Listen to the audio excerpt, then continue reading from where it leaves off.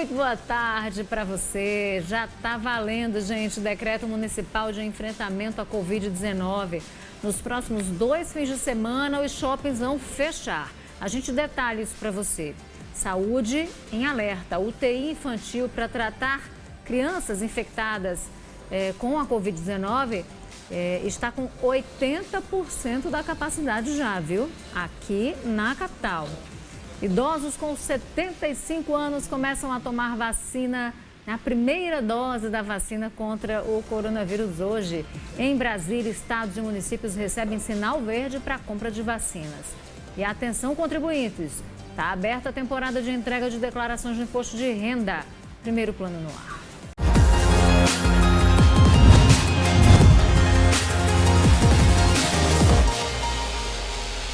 Olha, a Prefeitura de João Pessoa, gente, divulgou o novo decreto, no final da tarde de ontem. E aí, seguindo, claro, o decreto do governo do estado, houve um consenso, uma conciliação. Então, portanto, eles caminham ali na mesma linha. O prefeito de João Pessoa, Cícero Lucena, falou da necessidade de ampliar o decreto e fechar os serviços não essenciais nos dias 14, 15, 21 e 22 deste mês. João Pessoa, no estado da Paraíba, é um dos estados que ainda está com a vida funcionando em termos de produtividade, em termos de comércio, da indústria, com algumas restrições. Mas nós estamos vendo crescer muito o número de casos, com dificuldade de fornecimento de insumos. Ampliamos de 34 UTIs só na rede municipal para 126 UTIs, contratando gente, buscando insumos, mas nós temos limite de pessoal e limites de espaço físico. Então, o distanciamento social é fundamental. Do decreto passado para esse, só acrescentamos a necessidade de, no final de semana, nós ficarmos em nossas casas e ter apenas o serviço essencial à disposição, além de bares e restaurantes fazendo a entrega por delivery. Pois é, então a gente preparou uma telinha para você para mostrar quais serviços, alguns dos serviços essenciais que podem funcionar em João Pessoa no fim de semana. Então vamos à tela.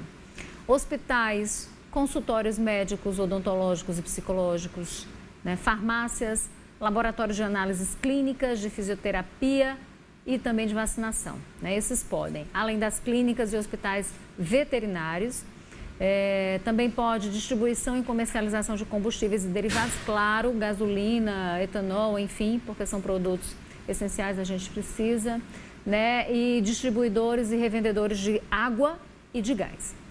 Também estão permitidos serviços de call center, segurança privada, hipermercados, supermercados, mercados, açougues, peixarias, padarias, lojas de conveniência, mas atenção quanto a essas lojas de conveniência. É bom lembrar que é expressamente vedado dentro desses locais o consumo de qualquer alimento ou bebida. Ainda na lista, empresas de saneamento, energia elétrica, telecomunicações, internet, assistência social, atendimento à população em estado de vulnerabilidade. Bares e restaurantes, gente, como é que ficam? Então, vamos lá. Restaurantes, bares, lanchonetes similares podem funcionar até às 9h30 da noite, exclusivamente para entrega em domicílio, que é o delivery, Ou para retirada no balcão. Você vai lá, compra, retira, mas não consome lá, você leva para casa, enfim, que é o chamado takeaway, tá? As feiras livres também abrem das 5 às 4 da tarde. Tem outras medidas, no decreto, o decreto completo, se você quiser ter acesso a ele, está na página da Prefeitura, na internet, joaopessoa.pb.gov.br. Vamos seguindo, trazendo outras informações, porque a Paraíba recebeu ontem 53.400 doses da vacina da Coronavac, a vacina contra a Covid-19. A representante do Ministério da Saúde na Paraíba informou que deve chegar toda semana um lote novo de vacina, tá? E a gente, claro, vai acompanhando para você. A gente tem uma fala sobre isso? Então, bota na tela. O Estado da Paraíba ainda está respondendo, atendendo a liminar da Justiça, que todos os idosos sejam vacinados e profissionais que estão na linha de frente. Então, com a quantidade que chegou até agora, continuam os idosos, respeitando o decréscimo da faixa etária, A gente está aí na faixa etária de 79 a 75 e depois a gente vai diminuindo. E os profissionais de saúde que estão na linha de frente. Há um cronograma já preparado para envio toda semana, chegar mais doses, a depender da fabricação pelos laboratórios.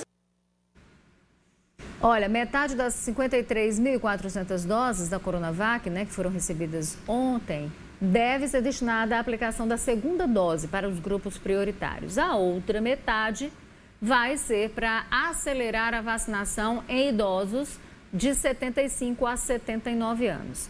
De acordo com a Secretaria de Saúde aqui na Paraíba, 53.454 pessoas já tomaram as 2 doses das vacinas, outras 156.689 receberam somente a primeira dose. E os idosos a partir dos 76 anos de idade começaram a tomar a vacina hoje. Estou com esse sorrisão porque hoje minha mãezinha ou minha manhã também tomou a primeira dose, feliz da vida, assim como eu tenho certeza que outros filhos, famílias, das pessoas que já conseguiram tomar a vacina estão felizes, pelo menos a primeira dose.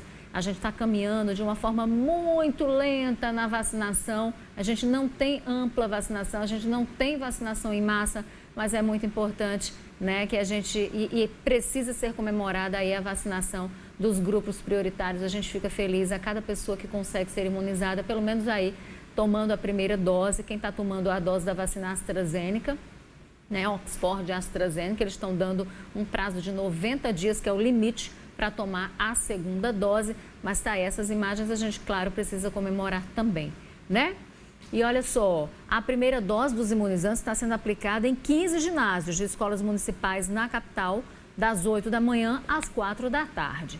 Também para a primeira dose continuam funcionando os pontos de drive-thru nos shoppings Mangabeira e Manaíra. Drive-thru é aquele que você chega com o carro, não precisa nem descer, vai lá e toma a vacina, como você viu aí nas imagens. Então, dá para tomar das 9 da manhã às 5 da tarde. Esse é o horário de aplicação da vacina. Já para a segunda dose, por causa do aparecimento de abelhas no ginásio Ronaldão, aí o drive-thru, repetindo aquele sistema em que chega com o carro, não precisa nem descer, já toma ali mesmo a vacina. Esse foi transferido ontem para o Espaço Cultural em Tambauzinho, também das 9 da manhã até às 5 da tarde.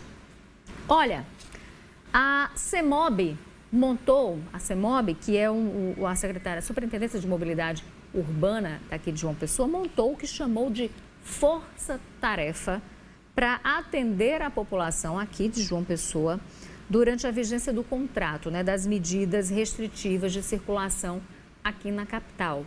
Então, vai ter mais ônibus no centro da cidade para atender quem trabalha na região. Eu vou chamar ao vivo a repórter Juliana Teixeira. Oi, Ju, boa tarde para você. Explica para a gente como é que funciona esse esquema aí da CEMOB.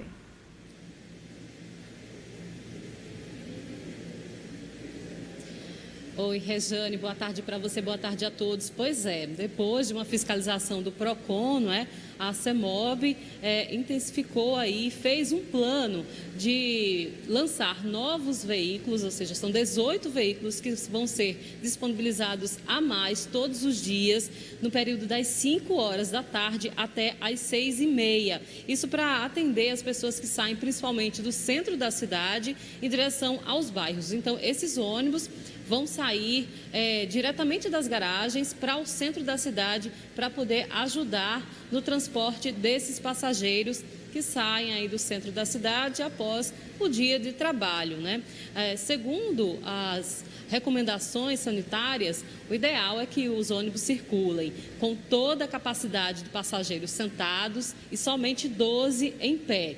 A gente já registrou diversas vezes, ônibus lotado na saída de manhã para o trabalho, no retorno também no centro da cidade. Então, essa é uma resposta aí na tentativa de evitar a contaminação pela Covid-19 aqui em João Pessoa. Rejane.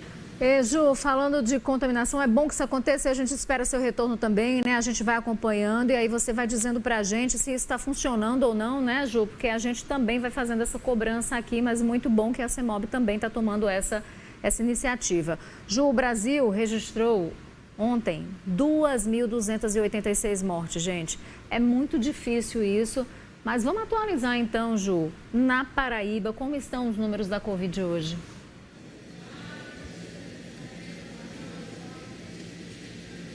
Pois é, os números também são assustadores aqui no nosso estado.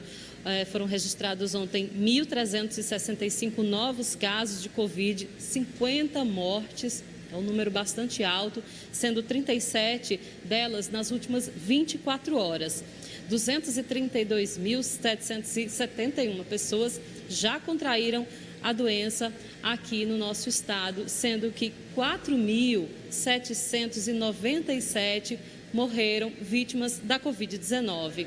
A ocupação de leitos de UTI adulto em todo o estado é hoje de 85% na região metropolitana de João Pessoa. A taxa de ocupação de leitos UTI adulto chega a 90%. Em Campina Grande, a gente tem a ocupação de 78% dos leitos de UTI adulto e no Sertão, 88% dos leitos de UTI para adultos estão aí ocupados. E o Centro de Regulação Hospitalar informou que 58 pessoas precisaram de internação nas últimas 24 horas. É uma média de um paciente internado a cada 24 minutos para tratar a Covid-19. No último boletim, havia 21 pacientes aguardando aí uma UTI para serem transferidos. E aí, Rejane, a gente vai fazer um recorte que chama a atenção de todo o mundo, os pais, toda a população paraibana, que é a ocorrência dos casos em crianças. 8 crianças estão internadas em UTIs. Isso corresponde a 80% de UTIs pediátricas, sendo 29 crianças em enfermarias. E sobre esse recorte, sobre esses números, a gente vai conversar agora com o Daniel Beltrame, que é secretário executivo de saúde aqui do estado da Paraíba. Secretário, é um número que chama a atenção e a gente tem que redobrar aí esse alerta. Os números são esses mesmo. E qual hoje é a capacidade de atendimento de crianças aqui no estado? Boa tarde. Juliana, Rejane, você que está em primeiro plano, muitíssimo boa tarde. Veja, quando o vírus circula mais, contamina mais, mas não só os adultos, as crianças também, que é o que nós temos visto. O plano de contingência, até aqui, ele, por exemplo, em João Pessoa, conta com o Hospital Valentina respondendo aos cuidados em UTI e enfermaria para as crianças. Mas ele também pode contar com outras etapas. O Hospital Lauro Vanderlei já compôs o conjunto de leitos Covid para a pediatria e, nesse momento, já estamos em tratativas com o Lauro Vanderlei para ficarmos atentos mediante necessidade de expansão de leitos de terapia intensiva e pediatria para os próximos momentos, se isso for necessário. É assim que funciona o plano, ele vai sendo ativado à medida da necessidade, mas o mais importante é não adoecer pela Covid-19. Fica o recado para os pais e para as mães.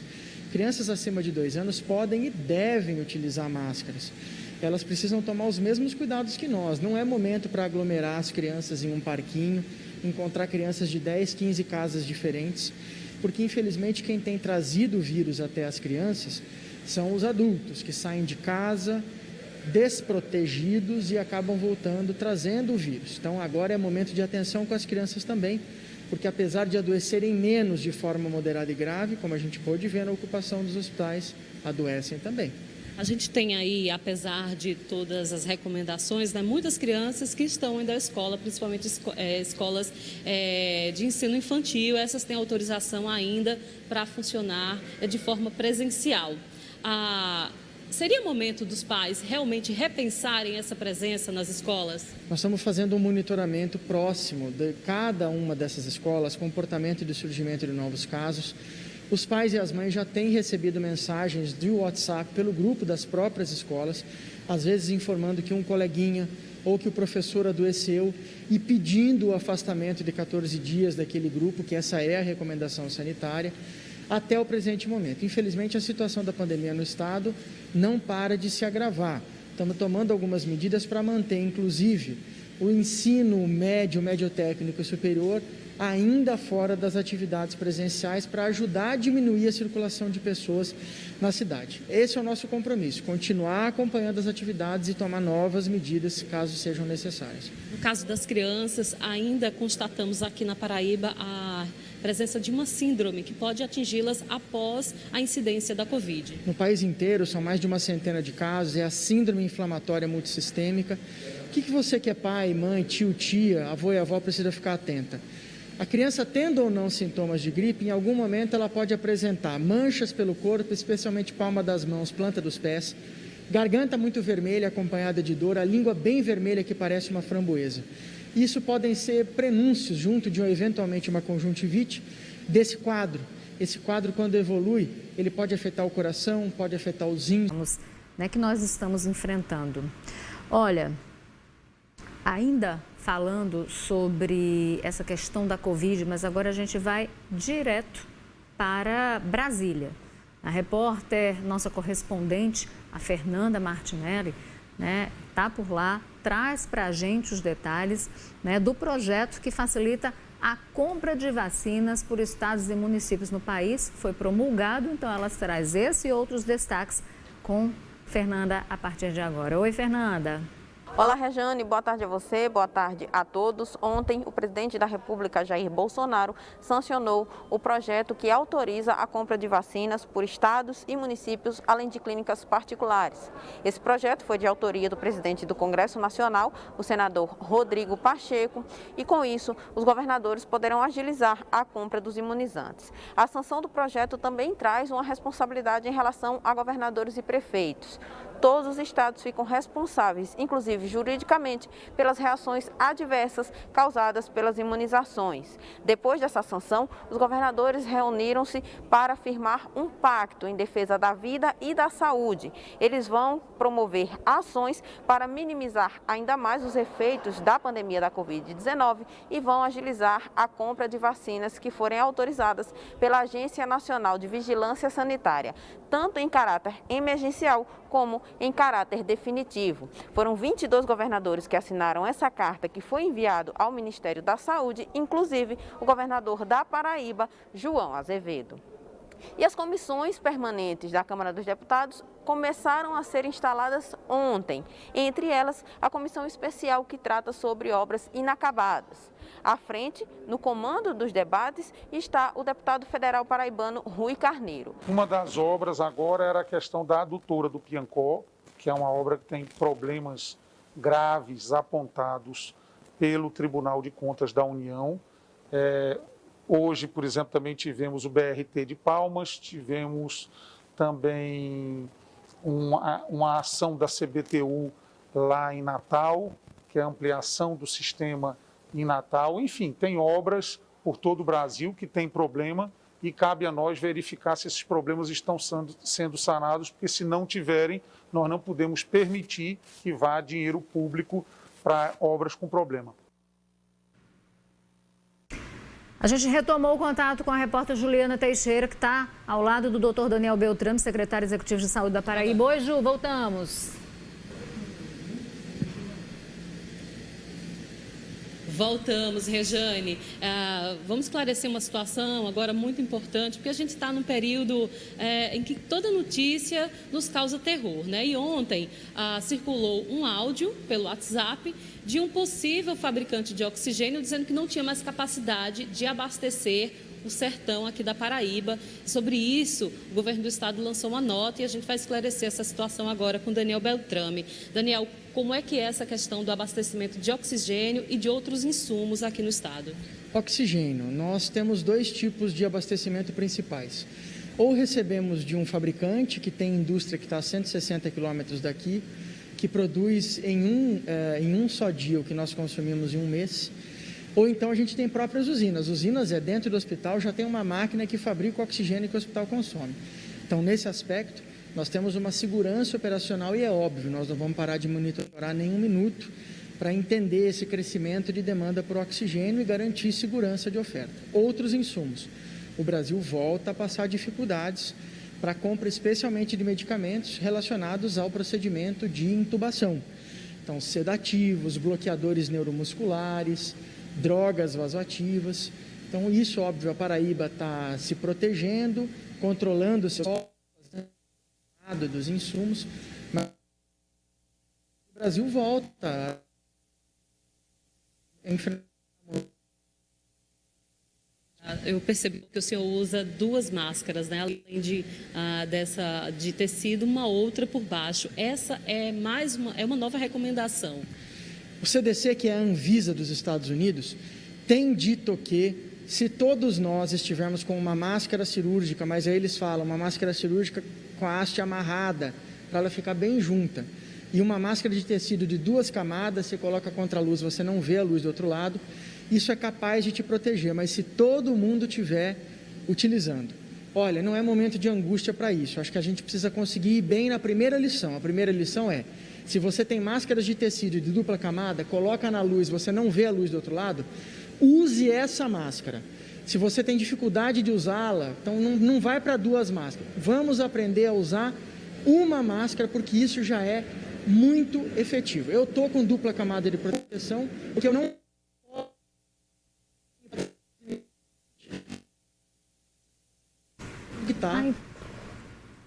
A internet não está ajudando, né, minha gente? Mas deu o recado, o doutor Beltrame falou, né, aquilo que a gente precisava ouvir, aquilo que a gente precisava saber, inclusive falando sobre, né, essa recomendação do uso de máscara dupla. Muito legal, doutor Daniel Beltrame, receba nosso abraço, obrigada por estar sempre tão disponível e ser tão atencioso com a gente, né, porque o poder público tem mesmo essa obrigação de ser transparente, de prestar informação, e sempre que o poder público fala, né, a gente também precisa fazer essa ponte com a sociedade, porque todos nós, como contribuintes, como cidadãos, precisamos de informação sobre isso também para nos proteger, né? Informação também é poder, e a boa informação checada a gente traz aqui para você sempre.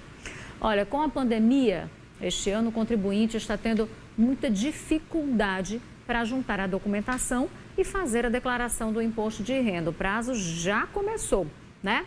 Vamos acompanhar na reportagem dela, da Juliana.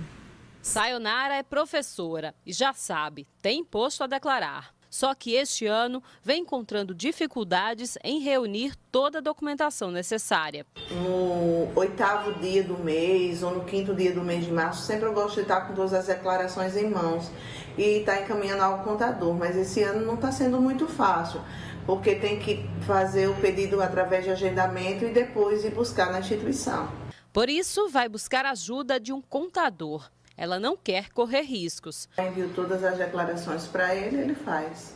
Eu envio as declarações de renda e envio as declarações de despesas. O formulário para envio da declaração está disponível desde o início do mês. Aqueles contribuintes que tiveram rendimentos tributáveis acima de 28.500 em 2020, aquelas pessoas que tiveram rendimentos isentos e não tributáveis acima de R$40 mil, e aquelas pessoas que tiveram bens e direitos avaliados em mais de R$300 mil. A novidade este ano é a obrigatoriedade da apresentação da declaração para o contribuinte que recebeu rendimentos tributáveis superiores a R$ 22.847, mas que também recebeu o auxílio emergencial. Ele passou a ser um rendimento tributável, né, de acordo com a Lei 13.982. Então, é importante observar que o titular da declaração, né, se ele teve um rendimento tributável sem computar o rendimento do auxílio emergencial e ultrapassou 22.800, ele está obrigado a declarar e ainda devolver o valor do auxílio emergencial para o governo, tanto do titular quanto dos seus dependentes. O próprio programa ele já está parametrizado para emitir o DARF de devolução do auxílio emergencial, caso seja necessário. Outra novidade para 2021 é que os contribuintes devem informar investimentos em criptoativos. O programa ele passou a incorporar novos códigos para declarar criptomoedas, né, exemplo de bitcoins. Né? Além de outras mudanças, também foi a inclusão do tipo de conta que você vai ter a sua restituição. Até então você tinha conta corrente e conta poupança. Agora, a partir desse ano, incluiu a conta pagamento. A exemplo das fintechs, né, tipo Nubank, né, que você também pode receber também nessas contas. O prazo para encerramento é dia 30 de abril. A expectativa da Receita Federal na Paraíba é de receber 329 mil declarações. Quem perder o prazo pode pagar multa de 1% sobre o imposto devido, ou R$ 165,74. Vale lembrar que, mesmo perdendo o prazo, o contribuinte deve preencher e transmitir a declaração. Vou para o intervalo, até já.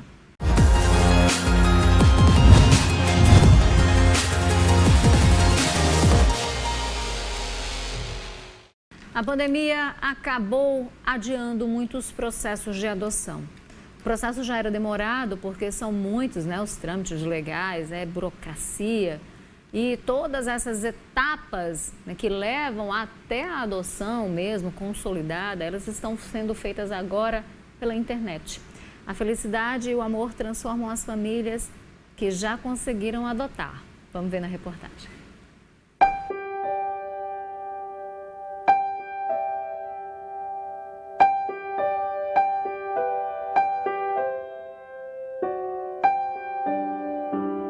A notícia veio por telefone. Como de vez em quando a gente dá entrevista, dá uma palestra, eu achei que as meninas estavam ligando para mim e para isso. Aí ela disse, não, chegou uma menina aqui para você. Eu, uau! Quase bati o carro, foi muito emocionante. Mas a adoção para Cristiane já não era nenhuma novidade. Apesar de já ter um filho biológico, ela queria aumentar a família. Aí chegou Emanuel. Eu tinha esse sonho de adotar uma criança. Então, quando o Luiz Augusto era criança, vivia me cobrando um irmão. E aí eu procurei a vara da infância e juventude, porque eu sempre quis fazer a adoção de forma legal. E fiz todo o processo, levei toda a documentação que é necessária, fiz o curso. E aí, graças a Deus, 2 anos depois, eu recebi o Emanuel. Chegou para mim com 5 meses e hoje já tem 8 anos. Luiz, o irmão mais velho, diz que foi amor à primeira vista. Aí meu tio chegou, que eu fui correndo, ele veio correndo também atrás de mim, ele meio ofegante. Aí eu perguntei para ele, quem é esse bebê? Aí ele olhou para mim e falou, é o seu irmão. Minha mãe estava certa nisso. Na hora que ele falou isso, eu senti ali a conexão sendo formada. O processo de adoção não é simples. Quem quer adotar uma criança no Brasil precisa passar por algumas etapas. Toda adoção ela tem que ser feita perante o judiciário, é procurar o Fórum da Infância e Juventude de sua cidade, toda comarca, tem um fórum. Então aqui em João Pessoa, o Fórum da Infância e Juventude, que fica na rua Antônio Silvino, número 17, em Tambalzinho, e lá você será atendido por uma equipe interprofissional para fazer o processo de habilitação. Após a análise dos documentos, os pretendentes passam por um curso de preparação, com aulas semanais que duram cerca de 2 meses. O prazo máximo para a conclusão de todo o processo é de 120 dias, podendo ser prorrogado por mais 120. Depois dessas etapas, os pretendentes ingressam no Sistema Nacional de Adoção e Acolhimento. Por causa da pandemia, as etapas do processo de adoção estão todas sendo realizadas pela internet. Em todo o país, houve uma queda no número de crianças acolhidas. Só para você ter uma ideia, em 2019, foram 2.973 crianças que saíram de abrigos e ganharam um novo lar. Em 2020, foram 1.827. Até outubro, quando o último dado foi disponível, havia em todo o país 5.154 crianças e adolescentes na fila da adoção. 50 delas só aqui no estado da Paraíba, para 467 pretendentes. Se há mais crianças disponíveis que pessoas dispostas a adotar, por que candidatos e candidatas muitas vezes levam anos para conseguir o direito à paternidade e à maternidade? A fila pode demorar anos, porque às vezes, vou lhe dar um exemplo, se você quer uma menina, sexo feminino, sem doença, de 0 a 6 meses, vários pretendentes também querem essa mesma menina. Então, você vai esperar mais tempo. Agora, se você quer um adolescente de 12 anos, de 13 anos, aí você não espera tanto. Se você quer um grupo de irmãos com 4 irmãos, também você não espera tanto tempo. E justamente pelo perfil escolhido por José Barreto e Alexandre, que a espera para a chegada de Bernardo durou 5 anos. No nosso caso, demorou um pouco mais, porque o Bernardo tinha um perfil mais procurado. Nosso processo demorou 5 anos e meio, Mas foi um processo.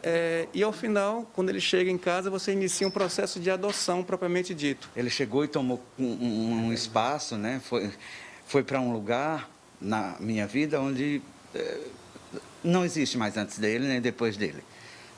Agora é tudo com ele. E essa história virou livro.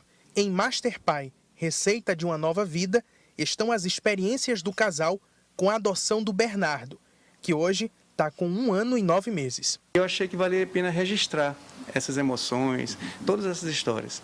E registrei, então, em textos que eu colocava no meu Facebook. Com o passar do tempo, os amigos acharam interessante esses registros. Gostaram da leitura, gostaram da forma de escrever. E aí, rapazão? Fica um pouco calmo. E sugeriram juntar tudo isso no livro. E eu vi que tinha um material para isso realmente. Um material que era não somente meu, que contava não somente a nossa história, mas contava também a história de outros pais, de outras pessoas que talvez nem fossem pais, mas poderiam vivenciar um pouco disso também. Uma história que pode inspirar muitas outras e um exemplo de que o amor de pais e filhos podem ser muito maior que os laços de sangue.